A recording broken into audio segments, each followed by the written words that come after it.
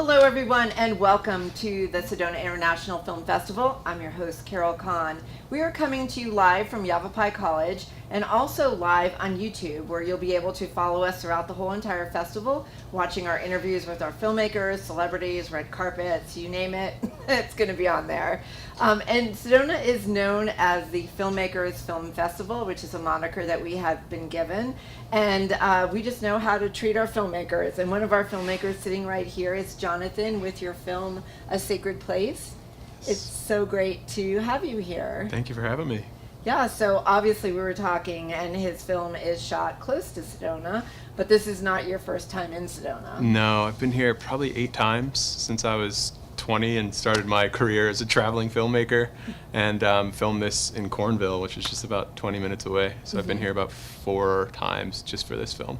Oh my goodness. So how long from beginning to end did it take you to do this particular film? We filmed for 10 days initially, and then started the editorial process and came back for, I think it was 7 or 8 days for pickups. So I want to say it was about like maybe 16, 17 days total. Yeah. And how did you even find out about it? Because you're from Baltimore, so Yeah. how did you even come across this place? Yeah, so I had been going through my own grief journey, separate than traumatic grief, which the film itself centers on, but my grief was related to infertility and a long and complicated process, and I've been trying to make sense of how to live with that grief. And so I made a first film that was 10 minutes long about 2.5 years ago, and it was with a family friend whose wife passed from breast cancer, and I made that film, and then I shared it with a bunch of grief experts, Dr. Joanne Cacciatore being one of them, who runs the Care Farm and started the Care Farm, and she saw it, had amazing things to say about it, and it just started the conversation of, you know, how can we make something that honors the work that she does. So I found her just through online and being a fan of her work, really. So.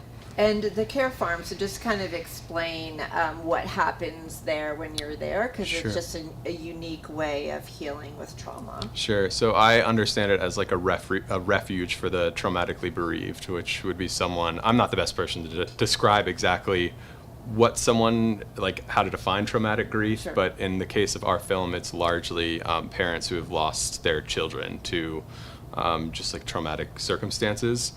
So they do workshops there to help people work with their grief and be with their grief. They also, a big part of their work is with animals that are all rescued as well. So there's horses, goats, cats, dogs, chickens, everything. And so it's really cool to see how they work with people. It's not just one-on-one therapy with like an individual, it's group, it's animals, it's nature, it's everything. So. Yeah. And do you feel like that this is definitely a unique opportunity or way to heal versus going somewhere else in the country?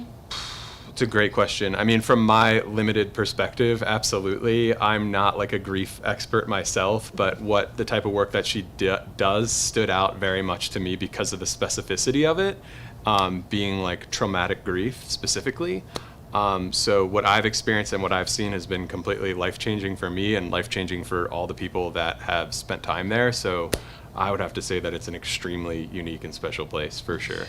Yeah. And when you were there for treatment, how long were you there for? For me, my personal treatment, or Yes. I didn't. So I haven't experienced traumatic grief. I was just there as a documentarian, Okay, observing. okay, Yeah, sorry. yeah. So one of the subjects in your film was a gentleman who had 3 children who were murdered. Yes. Very, very traumatic, even for me, for anybody watching it. So talk to me a little bit about what you learned from that whole entire process and, his interview and his story, basically. Yeah, the gentleman, his name is Eric, and his 3 children were murdered, and the circumstances, we didn't get so much into the film of how it happened, but it's tragic, obviously. And what I learned from him, it's hard to really pinpoint one thing. I know initially I was just completely, it's hard to put the right word to it, but the fact that he's still able to function after something, because you have me going into this project that I was having a hard time even functioning and getting out of bed, and in my circumstances of like infertility grief. And then you have someone whose 3 children were murdered, and I can't help but just admire the resilience of his spirit to just continue going and not resort to just like horrible, dark places. And so from him alone, I feel like his presence and being around him has it's taught me a lot about the resilience of the human spirit, and everybody in the film as well. Yeah. Yeah, it seems that it was very cathartic for you. Very. You know, to go through that and experience that even from someone else. You know. 100%. Yeah. So your film, so you found out about the film, and I didn't watch the whole entire thing, but other subjects in that.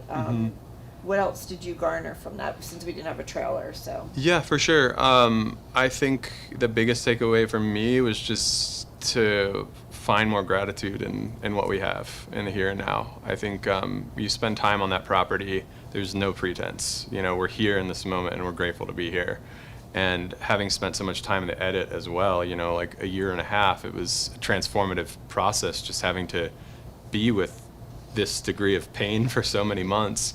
Absolutely transformed me and has brought me into a greater state of gratitude, I would say, overall, because it's very easy to take things for granted.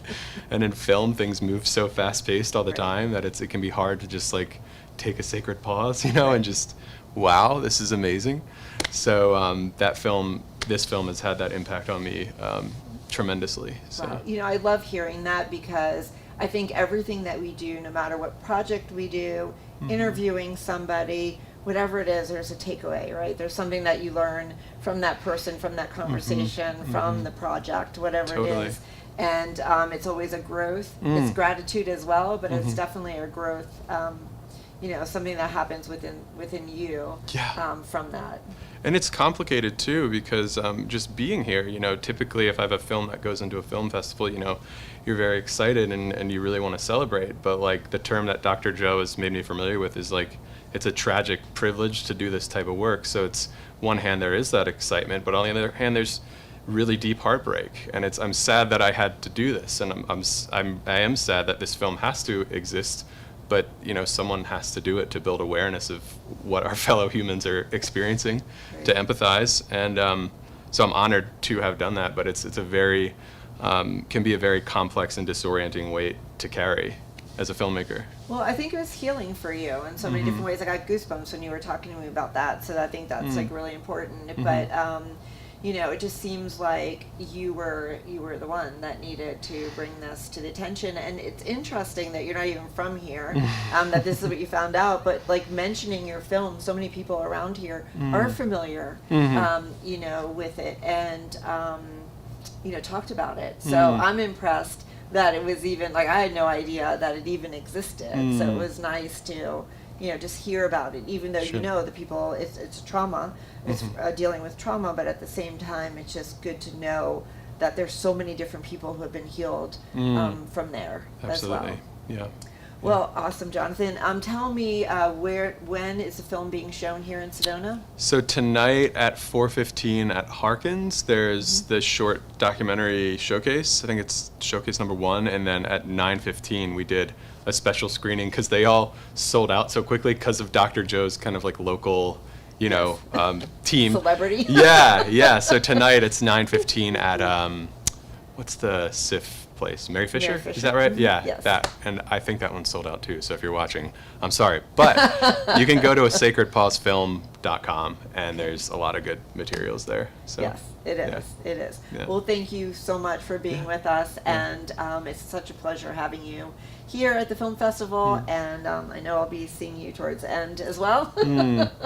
Thank you for having me. Yes. Yeah. And don't forget to follow us on social media, the Sedona Film Festival social media site, and hashtag Sedona Film Fest, as well as on YouTube. You can watch all our filmmaker interviews, celebrities, like I said, and red carpets. And we'll be continuing to follow the film festival throughout the week.